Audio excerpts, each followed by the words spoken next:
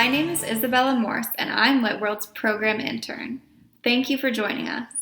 As you may know, LitWorld is a nonprofit that partners with organizations around the world to deliver literacy-based programming that focuses on empowerment and social-emotional development.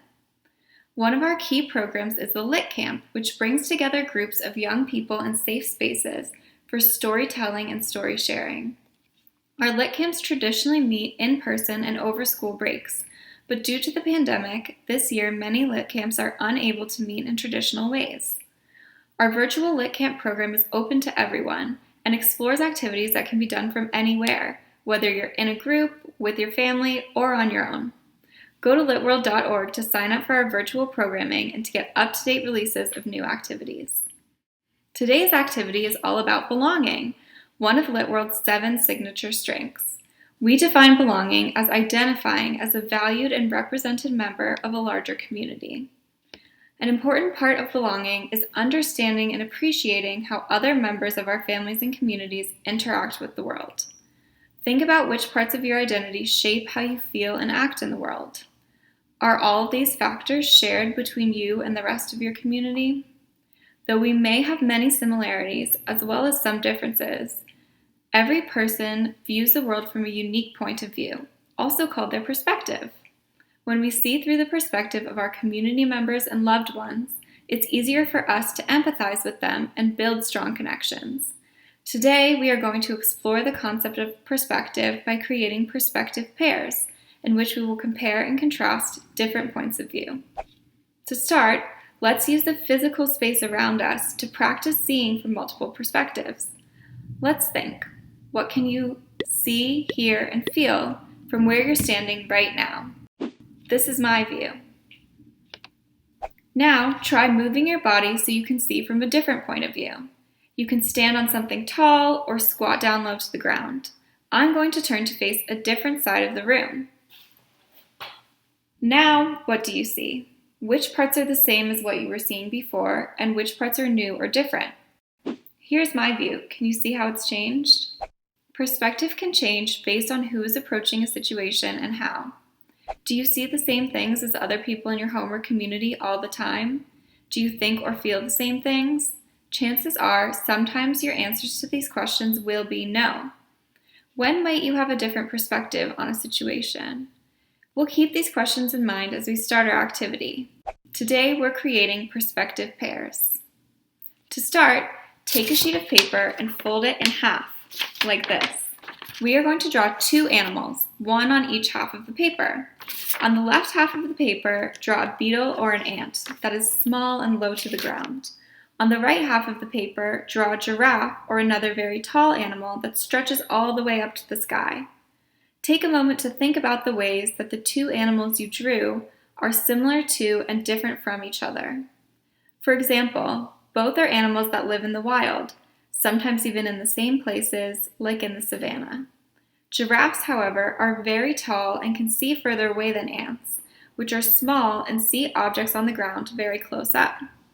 For our drawings, let's pretend that our giraffe and ant are living in the same savannah. If this were the case, how would these 2 animals experience their shared environment differently? On the side of the paper where you drew the ant, brainstorm answers to the following prompts using the ant's perspective. On the other side, brainstorm answers to the prompts from the perspective of the giraffe. If you were these animals, what would you be able to do? What would you see, hear, and feel? What would you think and know? Take a few minutes to brainstorm answers for each of the animals.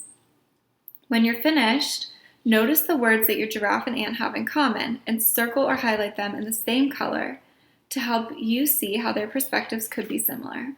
Now, notice the words that they don't share and circle or highlight these in different colors to help you see how their perspectives could be different. Now, grab another sheet of paper or flip to the other side of the paper you used. Think of someone you see a lot or someone who is very important to you. Maybe this will be someone in your family, one of your friends, or another member of your community. Once you've picked a person, write their name or draw a picture of them on the left side of the paper. Then do the same thing for yourself on the right side. Just like you did before, think about all the ways that you are similar to and different from the person you chose. How might those similarities and differences affect your perspective?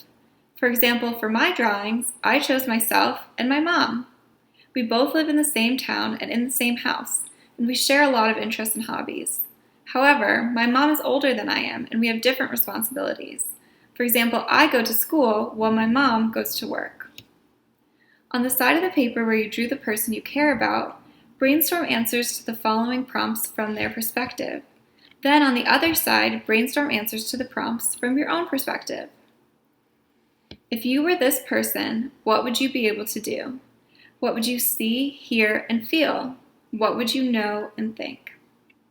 Now, we'll use the perspective pair we mapped to help make connections and better understand others. How is your perspective similar to the perspective of the other person you mapped?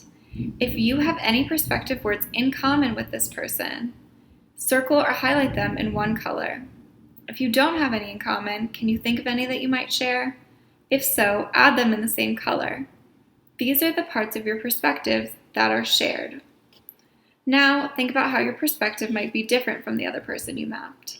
Notice the words that you don't share. You can circle or highlight these in 2 different colors if you want. For each word that is different, consider what you could learn from understanding this other person's perspective and what they could learn from you.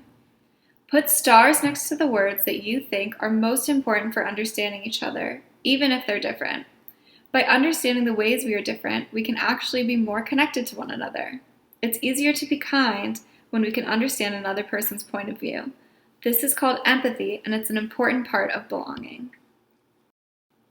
Now that we've finished our perspective pairs, let's take a moment to reflect on what we've learned. Here are some questions you can consider. What's one situation in which it would be helpful to see from the point of view of the other person you drew?